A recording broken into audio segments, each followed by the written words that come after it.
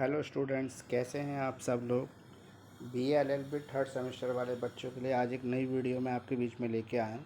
आज जो है हम शुरू कर रहे हैं थर्ड सेमेस्टर का जो भी हमारा सिलेबस है, उसमें आज हम इंडियन कॉन्ट्रैक्ट एक्ट को कवर कर रहे हैं। एक लॉ का सब्जेक्ट है और लॉ का सब्जेक्ट है, इसलिए मैंने सोचा सबसे पहले अगर थर्ड सेमेस्टर के हम वीडियो डालें तो लॉ के सब्जेक्ट डालें, क्योंकि लॉ के सब्जेक्ट जो है आपके लिए डिफ़िकल्ट सब्जेक्ट है, क्योंकि पहले आपने पढ़ा नहीं है। तो आप सबका स्वागत है मेरे educational channel educator of Delhi में। मेरा नाम मुकेश कलार, जिसे आप सब जानते हैं। तो आइए शुरू करते हैं आज का वीडियो। एजुकेटर ऑफ दिल्ली का लोगो है ये हमारा। आइए शुरू करते हैं। इंडियन कॉन्ट्रैक्ट एक्ट 1872 आज हम पढ़ने जा रहे हैं। What is covered in the Indian contract act 1872। आज हम सीखेंगे, जानेंगे कि इंडियन कॉन्ट्रैक्ट क्या है और इसके अंदर क्या क्या कवर है। तो आइए शुरू करते हैं इस सब्जेक्ट को। पहला जो है इसके अंदर, law related to contract in India is contained in the Indian Contract Act 1872, which was passed by the British India and based on the English common law principles। अगर मैं आपको ये बताऊं कि इंडिया का जो लॉ है, जितना भी इंडिया में जो कानून है वो पढ़ा जाता है या आज भी जो लागू है, उस लॉ के अंदर से 80% जो पोर्शन है वो ब्रिटिशर्स का दिया हुआ लॉ है, जिसको हमने थोड़ा बहुत अमेंडमेंट कर दिया है अपनी परिस्थिति के हिसाब से, सिचुएशन के हिसाब से, इंडियन के हिसाब से उसको छोटा छोटा अमेंडमेंट किया है। लेकिन अधिकतर लॉ जो है ब्रिटिशर्स का ही लॉ आज भी यूज़ कर रहे हैं। तो अंग्रेज़ों का दिया हुआ कानून जो उन्होंने भारत के ऊपर जब चलाया था, जब वो भारत के ऊपर शासन करते थे, भारत को उन्होंने कब्जा कर रखा था ब्रिटेन ने, तो ब्रिटेन का दिया हुआ लॉ आज भी इंडिया में चलता है। इंडियन कॉन्ट्रैक्ट भी ऐसा ही लॉ है जो ब्रिटेन ने दिया था। कब दिया था? 1872 के अंदर दिया था। इसको पास किया था ब्रिटिश इंडिया ने, पास किया था। ब्रिटिश क्राउन की तरफ से ये लॉ बनकर आया था और ये इंग्लिश कॉमन लॉ के प्रिंसिपल के ऊपर बेस्ड था। It's come into in force on 1 September 1872। As it formation it contain the 266 sections later in. इसके अंदर जो है टोटल 266 सेक्शन थे और 1872 1872 1 सितंबर को ये लागू हुआ था। लेटर इन 1930, लेकिन 1930 आते आते सेक्शन 76 से सेक्शन 123 जो है वो इसमें से सेपरेट कर दिया गया, उसका बना दिया गया सेल ऑफ गुड्स एक्ट। और 1932 में एक बार फिर से इसका सेपरेशन किया गया और सेक्शन 239 से सेक्शन 266 को सेपरेट करके एक नया एक्ट बन गया जिसका नाम था इंडियन पार्टनरशिप एक्ट। उसके अंदर टोटल 11 चैप्टर्स हैं। The object of the Contract Act is to ensure that the right of the obligation arising out of a contract are honored and that legal remedies are made available to an agreed party against the guilty party। इसका मतलब सिर्फ इतना है कि दो party जो भी business कर रही हैं उसके अंदर किसी चीज़ का अगर लेन देन का कॉन्ट्रैक्ट उनके बीच में साइन हो रहा है, तो उस कॉन्ट्रैक्ट के ऊपर जो भी लीगल लाइबिलिटीज़ हैं उसको पूरा करने के लिए, उसको लागू करने के लिए, ताकि कोई फ्रॉड ना करे, एग्रीमेंट जो है इसके अंदर कंसिडरेशन, पैसे का लेन देन जो है वो सही तरीके से हो। अगर कोई मान लेने के बाद भी पैसा देने से मना कर सकता है तो उसको कहीं ना कहीं लीगल चैलेंज करने की ज़रूरत है। तो इसी चैलेंज को पूरा करने के लिए इंडियन कॉन्ट्रैक्ट बनाया गया है। मेरी BA LLB की थर्ड सेमेस्टर की जो लाइव क्लासेस हैं वो चालू हैं। अगर आप चाहें तो हमारी लाइव क्लासेस को ज्वाइन कर सकते हैं। लाइव क्लासेस के अंदर बड़े एक अफोर्डेबल फ़ीस में हम लोग ये ट्यूशन चला रहे हैं, क्योंकि मेरा मकसद क्या है कि अधिक से अधिक लॉ ग्रेजुएट जो हैं इंडिया में पैदा करना, अधिक से अधिक लॉ अवेयरनेस फैलाना, ताकि लोग लॉ को पढ़ सकें। लेकिन अगर होता क्या है कि एडवोकेसी में एडमिशन तो लेना बड़ा ईजी है, लेकिन उसको पास करना इतना ईजी नहीं है। और बहुत बच्चे जो हैं वो बैक से परेशान हो जाते हैं और बैक से परेशान होने की वजह से वो कोर्स को छोड़ देते हैं हताश होकर। तो ऐसे स्टूडेंट्स के लिए अच्छा मौका है, आप ऑनलाइन रजिस्ट्रेशन कीजिए, मेरे साथ 1 घंटे के लाइव क्लासेस लीजिए, आपको काफ़ी फ़र्क महसूस होगा, आपको काफ़ी सब्जेक्ट जो हैं वो ईजी लगने स्टार्ट होंगे। तो आइए शुरू करते हैं आगे इस वीडियो को। Purpose of the law of contract. अब ये लॉ ऑफ कॉन्ट्रैक्ट जो होता है, कोई भी लॉ आता है तो उसके पीछे उसका पर्पस होता है, उसका मोटिव होता है, उसका उद्देश्य होता है। तो इस लॉ का भी कोई मोटिव, कोई उद्देश्य, कोई ऑब्जेक्ट होगा। आइए जानते हैं उसको। The objective of the law of the contract is that the promise made by the man shall be perform by them regularly. यानी कि जो भी प्रॉमिस एक व्यक्ति दूसरे व्यक्ति से करता है तो उसको वो पूरा भी करे और रेगुलरली उसको पूरा करे। जितने टाइम इंटरवल पर उसने पूरा करने का प्रॉमिस किया है उसी टाइम से वो पूरा करे। और इसको चेक करने का काम लॉ का है और लॉ इसको चेक करता है इंडियन कॉन्ट्रैक्ट एक्ट के अंदर। Contract as defined by the eminent jurist. Eminent jurist ने क्या डेफिनेशन दी है इसकी? जो बड़े बड़े स्कॉलर्स होते हैं, जो इस पर रिसर्च करते हैं, उन्होंने डेफिनेशन दी है। अकॉर्डिंग टू पॉलक, पॉलक ने कहा है every agreement and promise are forcible by law is a contract. जो भी एग्रीमेंट या जो भी प्रोमिस जो है वो इन्फोर्सेबल बाय लॉ हैं, वो कॉन्ट्रैक्ट कहलाते हैं। अकॉर्डिंग टू सैलमोन ने कहा contract is a agreement creating and defining the obligation between the parties. तो कॉन्ट्रैक्ट क्या है? एक एग्रीमेंट है जो पार्टीज़ के बीच में होता है। ये अपने ऑब्लिगेशंस जो होते हैं उसको पूरा करते हैं, उसका पूरा कानून करवाता है और वो पूरा करना ज़रूरी है। Essentials of valid agreement. अब कोई भी एग्रीमेंट बनता है तो उसके कुछ एसेंशियल्स होते हैं, वो एसेंशियल मिलकर ही उस कॉन्ट्रैक्ट को कंप्लीट करते हैं। तो आइए देखते हैं इसके क्या एसेंशियल्स हैं इंडियन कॉन्ट्रैक्ट के। All agreement are contract if they are made. सभी एग्रीमेंट जो है कॉन्ट्रैक्ट होंगे अगर वो बने। कैसे बने? By free consent of a party. By BUY by हो गया गलती से, बाय मतलब ख़रीदना होता है, यहाँ पे बाय नहीं है, BY बाय है। बाय फ्री कंसेंट का मतलब है कि आपने कॉन्ट्रैक्ट के लिए किसी की भी रजामंदी ली है, वो फ्री कंसेंट होनी चाहिए। फोर्सफुली आपने उसके ऊपर हथियार रख के, बंदूक रख के या उसको मारने की धमकी दे के उसकी सहमति अगर ली है कॉन्ट्रैक्ट के अंदर, तो वो वैलिड कॉन्ट्रैक्ट नहीं होगा, वो इनवैलिड कंसेंट होगा। इनवैलिड कंसेंट जो होता है, उसकी जो भी कॉन्ट्रैक्ट बनता है इनवैलिड कंसेंट के ऊपर, वो कॉन्ट्रैक्ट जो है वैलिड कॉन्ट्रैक्ट नहीं होता। तो वैलिड कॉन्ट्रैक्ट होने के लिए कंसेंट का फ्री होना ज़रूरी है। फॉर अ लॉफुल, ये लवफुल हो गया, लवफुल नहीं है, लॉफुल है। For a lawful consideration, lawful consideration होनी चाहिए। फॉर एग्ज़ाम्पल कि पैसे का लेन देन है तो पैसा भी जो है वो लीगल होना चाहिए, यानी कि आप चेक के थ्रू पेमेंट करेंगे, अगर कैश करते हैं उसकी रसीद लेंगे। यहाँ पर कभी भी कोई इलीगल टाइप ऑफ मॉनेटरी है, यानी कि पैसा है, वो यहाँ पे कवर नहीं होता, लॉफुली कंसिडरेशन कहलाती है। कोई मान लो फॉर एग्जांपल आपने किसी से बोला कि आप मेरी कोई ये मेरा ये पर्टिकुलर काम करके दे दो, तो मैं आपको बदले में ये बंदूक दे दूँगा, ये गन दे दूँगा, रिवॉल्वर दे दूँगा, और वो गैरकानूनी हथियार है, तो ये कॉन्ट्रैक्ट में नहीं कवर होगा, क्योंकि यहाँ पर अनलॉफुल ऑब्जेक्ट आ जाता है इस वजह से। कम्पिटेंट टू कॉन्ट्रैक्ट, जो भी पार्टी कॉन्ट्रैक्ट कर रही है वो कॉन्ट्रैक्ट करने के योग्य होनी चाहिए, कम्पिटेंट होनी चाहिए। अगर वो पार्टीज कम्पिटेंट नहीं है तो वो कॉन्ट्रैक्ट नहीं कर सकती। इसको आगे हम डिटेल में पढ़ेंगे कम्पिटेंट होता क्या है। फॉर एग्जांपल मैं आपको बता दूं, कोई माइनर अगर कॉन्ट्रैक्ट कर लेता है, कोई बच्चा कॉन्ट्रैक्ट कर लेता है, तो वो कॉन्ट्रैक्ट जो वैलिड कॉन्ट्रैक्ट नहीं बनता, वो इनवैलिड कॉन्ट्रैक्ट हो जाता है। इसके अलावा कोई अनसाउंड माइंड है, जिसका दिमाग ठीक नहीं है, या कोई इन्फ्लुएंस ऑफ द वाइन है, कोई ऐसा बंदा जिसने शराब पी रखी है, तो ऐसा व्यक्ति कभी कॉन्ट्रैक्ट साइन नहीं कर सकता। अगर ऐसा व्यक्ति कोई कॉन्ट्रैक्ट साइन कर लेता है तो वो वैलिड कॉन्ट्रैक्ट नहीं होगा। तो आपको ये अभी डिटेल में मैं आगे कवर करूँगा, धीरे धीरे हम पढ़ना शुरू करेंगे इंडियन कॉन्ट्रैक्ट को। With a lawful object, object जो है वो लॉफुल होना चाहिए। जैसे मैंने पहले आपको बता दिया, इलीगल ऑब्जेक्ट्स नहीं होने चाहिए, जैसे ड्रग्स ना हो, ब्राउन शुगर ना हो, अफीम ना हो, चरस ना हो, गांजा ना हो। मतलब ये सब चीज़ों पे अगर आप कोई भी एक एग्रीमेंट करते हैं तो वो वैलिड एग्रीमेंट नहीं होगा, वो अनलॉफुल एग्रीमेंट कहलाएगा।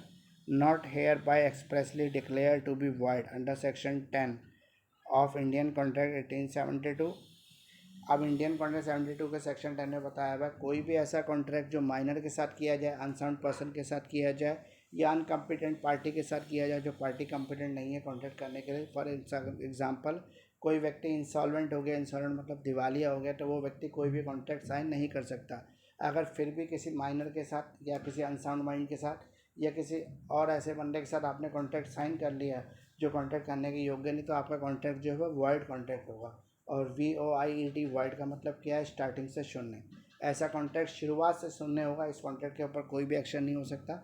अगर वो कॉन्ट्रैक्ट पूरा करे या ना करे, ये उसकी मर्ज़ी के ऊपर डिपेंड करता है। तो यहाँ पे मैं आपको एक इम्पॉर्टेंट कंटेंट बताना चाहता हूँ, ये आप ज़रा ध्यान से देखें। ऑफ़र के साथ अगर एक्सेप्टेंस मिलता है तो वो प्रॉमिस बन जाता है, और प्रॉमिस के साथ फिर अगर कंसिडरेशन जुड़ जाता है तो वो एग्रीमेंट बन जाता है, और एग्रीमेंट एनफोर्सेबल बाय लॉ हो जाता है, तो वो कॉन्ट्रैक्ट बन जाता है। ये आपको बड़े तरीके से मैंने समझाने की कोशिश किया। आप अगर इस सेंटेंस को याद कर लेते हैं, इस 2 लाइन 3 लाइन को याद कर लेते हैं, तो पूरा आंसर आप खुद भी बना के लिख सकते हो। इसमें कोई ज़्यादा डिफ़िकल्ट चीज़ नहीं है। तो आपको याद रखना है क्या? पहली बात तो कॉन्ट्रैक्ट होने के लिए कोई ऑफ़र होना चाहिए। ऑफ़र के बाद आपको क्या होना चाहिए? एक्सेप्टेंस होना चाहिए, उस ऑफ़र को सामने वाली पार्टी एक्सेप्ट करे। उसके बाद क्या है कि वो प्रॉमिसेस दे, यानी कि दोनों जो है अपने अपने प्रॉमिसेस देंगे, और प्रॉमिसेस के अंदर कंसिडरेशन जुड़ जाती है। कंसिडरेशन मतलब कोई बदले में चीज़ देना, सामान देना, व्यक्ति, वस्तु, कुछ भी चीज़ देना। तो कंसिडरेशन अगर जुड़ जाती है तो वो एग्रीमेंट बन जाता है, और एग्रीमेंट अगर इन्फोर्सेबल बाय लॉ हो जाता है तो वो क्या बन जाता है? वो बन जाता है कॉन्ट्रैक्ट। प्रॉपर ऑफर और proper acceptance with intention to create a legal leadership और sorry legal relationship. Proper offer होना चाहिए, प्रॉपर एक्सेप्टेंस होना चाहिए। आधा अधूरा ऑफर या आधा अधूरा एक्सेप्टेंस जो से कोई कॉन्ट्रैक्ट को जन्म नहीं होता। इसमें एक लीगल रिलेशनशिप बिल्ड होनी चाहिए, दोनों के बीच में कोई दोस्ताना संबंध नहीं होना चाहिए, दोनों के बीच में केवल लीगल रिलेशनशिप होनी चाहिए, लीगल संबंध ही होने चाहिए। उसके अलावा इसके अंदर आगे कह रहा है अगले ए पार्ट में, in case of the social agreement there is no intention to create a legal relationship and there is no contact. अगर यहाँ पर आपकी कोई भी मर्जी जो है, उम्मीद नहीं है, वो कोई लीगल रिलेशनशिप क्रिएट करने की नहीं है, तो ऐसा जो एक्टिविटी है वो आपका इसके अंदर कवर नहीं होगा, लॉ के अंदर कवर नहीं होगा, वो आपका नॉर्मल में चला जाएगा। तो ज़रा आगे देखते हैं, आगे इसके अंदर हमें क्या लिखा हुआ है। नेक्स्ट पेज में लिखा हुआ है, in case of the commercial agreement the law presume that the parties had intention to create the legal relation. अगर हम इसको कमर्शियल एग्रीमेंट के उसमें देखें तो लॉ जो है प्रिज्यूम करता है जो पार्टीज़ हैं उन्होंने अपनी मर्जी से, अपनी इंटेंशन से जो है इस कॉन्ट्रैक्ट के अंदर पार्टिसिपेट किया और वो अपनी मर्जी से कॉन्ट्रैक्ट के अंदर पार्टी बनी है। An agreement of purely domestic or social mature is not a conflict. कोई भी जो एग्रीमेंट है वो अगर डोमेस्टिक एग्रीमेंट है, सोशल नेचर का एग्रीमेंट है, तो ऐसे एग्रीमेंट को कभी भी आप इम्प्लीमेंटेड थ्रू कोर्ट नहीं कर सकते, आप इसको कोर्ट से कॉन्ट्रैक्ट नहीं बनवा सकते।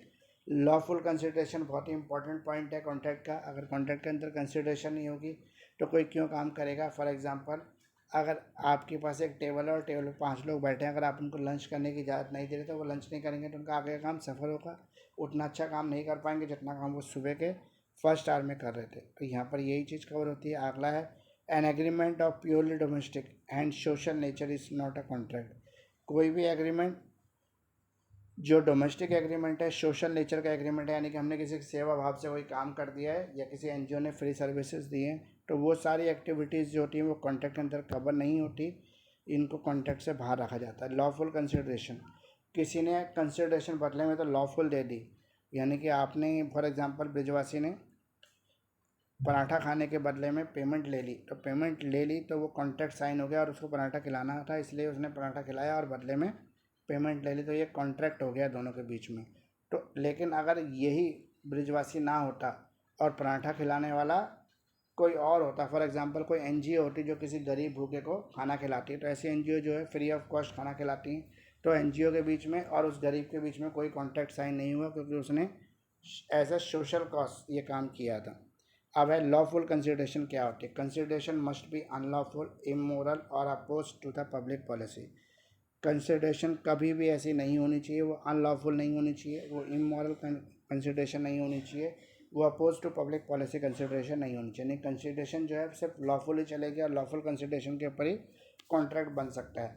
अब कैपेसिटी क्या होती है। कैपेसिटी जैसे मैंने आपको पहले ही बताया, कैपेसिटी का मतलब होता है योग्यता, आपके अंदर कितनी योग्यता है इससे लड़ने के लिए। The pattern is to contract must have capacity, legal ability, tracing of any liquid interval. यानी कि यहाँ पे बता रहा है कि कोई भी कॉन्ट्रैक्ट करने वाली पार्टी है वो कैपेबल होनी चाहिए कॉन्ट्रैक्ट करने के लिए, वो माइनर ना हो, अनसाउंड माइंड ना हो, वो ड्रंकन पर्सन ना हो, उसके अलावा और भी कई चीज़ें हैं वो आगे हम पढ़ेंगे अभी, तो वो सब ना हो तो वो क्या हुआ, वो पारसी कहलाएगा। Capacity, the parties to a contract must have the capacity. जो भी पार्टीज़ हैं कॉन्ट्रैक्ट की उसके पास कैपेबिलिटी होनी चाहिए, उसमें लीगल एबिलिटी होनी चाहिए इसका पार्ट बनने के लिए। Tracing of any lucid interval. Lucid interval का मतलब ऐसा व्यक्ति जो चांद निकलने पर और सूरज डूबने पर जो है इसका दिमाग अनस्थित हो जाता है, लेकिन दोबारा से जब सुबह जो होता है, सूरज डूबता है और चांद उगता है, तो उसका दिमाग फिर से एक्टिव हो जाता है और वो नॉर्मल ह्यूमन बीइंग की तरह व्यवहार करने लगता है। तो ऐसा आदमी जब वो नॉर्मल ह्यूमन बीइंग की तरह व्यवहार करता है, उसका दिमाग पर वो पागलपन के दौरे नहीं पड़ रहे हैं, तो वो गवाही देकर एग्रीमेंट साइन कर सकता है। लेकिन अगर वही आदमी कुछ ऐसा है जो दवाई खा रहा है लेकिन बीमार पड़ा है और बहुत ज़्यादा बीमार है, तो ऐसे आदमी के लिए गवर्नमेंट एग्रीमेंट करती है, तो गवर्नमेंट भी ऐसे आदमी की पूरी मदद करने की कोशिश करती है। ट्रेसिंग, तो ल्यूनिट एक्टिविटी मैंने आपको बता ही दिया कि ल्यूनिट इंटरवल, लूसिड इंटरवल जो होता है वो होता है कि जब चांद बढ़ता है तो व्यक्ति पागल हो जाता है, जब चांद डूबता है तो व्यक्ति ठीक हो जाता है। तो ऐसा व्यक्ति जिस समय वो ल्यूनिटिक है उस समय वो कॉन्ट्रैक्ट नहीं कर सकता, अदरवाइज वो कॉन्ट्रैक्ट कर सकता है। Is not disqualified from contracting by any law to which he is subject. वो किसी भी और लॉ के थ्रू इनवैलिड ना घोषित किया हो, यानी कि कोर्ट ने, सुप्रीम कोर्ट ने, हाई कोर्ट ने, डिस्ट्रिक्ट कोर्ट ने उसको कोई भी कॉन्ट्रैक्ट करने से इनवैलिड घोषित ना कर रखा हो, तो ऐसा व्यक्ति कॉन्ट्रैक्ट कर सकता है। Person of unsound mind can enter into a contract during इस ल्यूसिड इंटरवल। ल्यूसिड इंटरवल के दौरान कोई भी अनसाउंड माइंड जो है वो गवर्नमेंट के साथ कॉन्ट्रैक्ट के थ्रू जुड़ सकता है, बैंक अकाउंट खुलवा सकता है। an alien enemy, foreign sovereign and aggregated representative of foreign side। कोई भी हमारा दुश्मन देश का व्यक्ति है या सैनिक है, और इसके अलावा जो हमारे एग्रीगेटेड रिप्रेजेंटेटिव हैं फॉरेन स्टेट्स के अंदर, जो हमारे इंडियन एम्बेसडर बैठे हुए हैं, तो उन सब का काम क्या है? उन सब का काम है कि भारत में शांति व्यवस्था बनाए रखना और विदेशों से सूचनाएं जो है इंडिया तक पहुंचाना, ताकि कोई भी अगर हमारे खिलाफ कोई षड्यंत्र कर रहा है, कुछ कर रहा है, तो हम उसको समय से कंट्रोल कर सकें। एलियन एनिमी वो होते हैं, जैसे इंडिया के लोगों के लिए पाकिस्तान जो है, और वहाँ के लोग जो हैं वो एनिमी के साथ आप व्यापार तो कर सकते हो, बिजनेस तो कर सकते हो, लेकिन आप इनके ऊपर ट्रस्ट नहीं कर सकते, क्योंकि आपके देश ने आपको ऐसा बताया कि ये लोग ठीक नहीं, इनके ऊपर ट्रस्ट नहीं किया जा सकता। अब आगे है फ्री कंसेंट। फ्री कंसेंट मैं आपको पहले भी समझा चुका हूँ। फ्री कंसेंट का मतलब होता है कोई भी चीज़ जो विदाउट चार्ज अगर आपको मिल जाती है, सॉरी, फ्री कंसेंट का मतलब विदाउट चार्ज नहीं होता। फ्री कंसेंट का मतलब है कोई भी कॉन्ट्रैक्ट जिसके ऊपर आप अपनी रजामंदी बिना किसी प्रेशर के दे रहे हो, बिना किसी दबाव के दे रहे हो, अपनी मर्जी से दे रहे हो, अपनी मर्जी से वो कॉन्ट्रैक्ट साइन कर रहे हो। Insolvent convicts are not competent to contract. कोई भी व्यक्ति जो इंसॉल्वेंट है वो कभी भी कॉन्ट्रैक्ट में साइन नहीं कर सकता, एंटर नहीं कर सकता। अब आगे है a consent is said to be free when it is not cause by coercion, undue influence, fraud, misrepresentation और मिस्टेक। यानी कि कॉन्ट्रैक्ट के लिए बता रहा है कि कॉन्ट्रैक्ट जो है वो said to be free.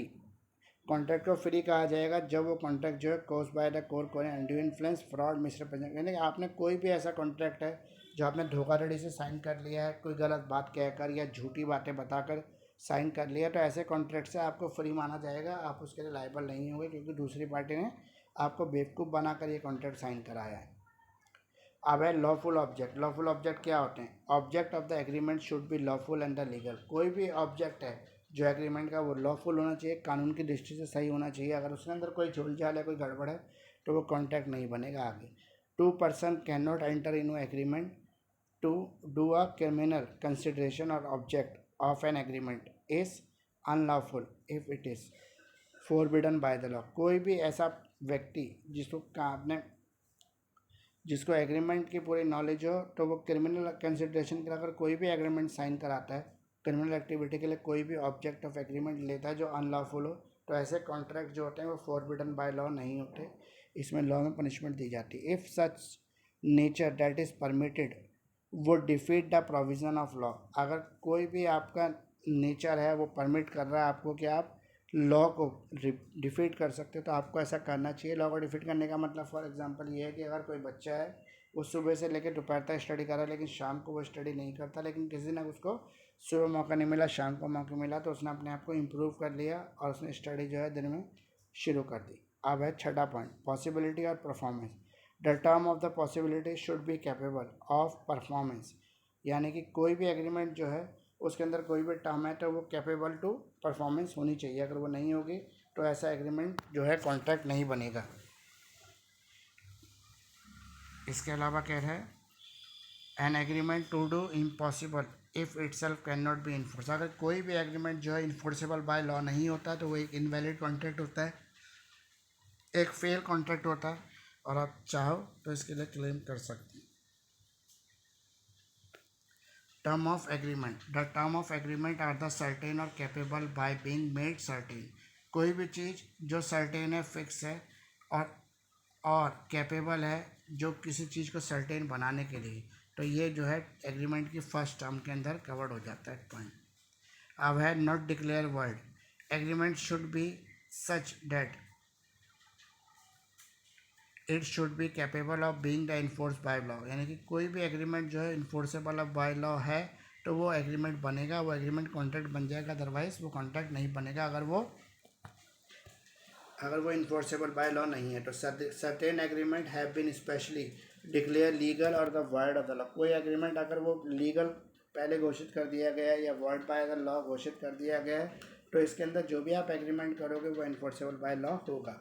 Necessary legal formalities. कुछ लीगल फॉर्मेलिटीज़ है जो आपको पूरी करनी पड़ती हैं कॉन्ट्रैक्ट साइन करने से पहले। अ कॉन्ट्रैक्ट में भी ओरल और रिटन। कॉन्ट्रैक्ट कैसा भी हो सकता है, ओरल भी हो सकता है, रिटर्न भी हो सकता है। A contract may be oral or written, where the particular type of contract is required by law to be in writing and registered. It must comply with the necessary formalities as to writing, registration and attestation. यानी कोई भी ऐसा contract जो required हो, जिसमें किसी particular law का sections लग रहा हो, तो ऐसे लॉ के अंदर ये फॉर्मेलिटी है कि ऐसे लॉ को आपको सबसे पहले रजिस्ट्रेशन कराना पड़ेगा, अटेस्टेशन करानी पड़ेगी। जैसे हम लोग कभी ओथ कमीशन की स्टैंप लगवाते हैं ना, नोटरी पब्लिक के हिसाब कहते हो, तो वैसे ही स्टैंप लगती है यहाँ पर। If legal formalities are carried out then the contract is not enforceable by law. अगर लीगल फॉर्मेलिटीज़ जो कैरिड आउट हो रही हैं, तो जो आपका कॉन्ट्रैक्ट है वो इन्फोर्सेबल बाय लॉ हो जाएगा। तो इसी के साथ कॉन्ट्रैक्ट का मैंने फर्स्ट पोर्शन जो है कंप्लीट कर लिया है कॉन्ट्रैक्ट एक्ट के लिए। और आप मेरे साथ जुड़े रहिए, आगे वीडियो में कॉन्ट्रैक्ट एक्ट की लेके आऊँगा। इंडियन कॉन्ट्रैक्ट एक्ट जो है आपका लॉ का सब्जेक्ट है।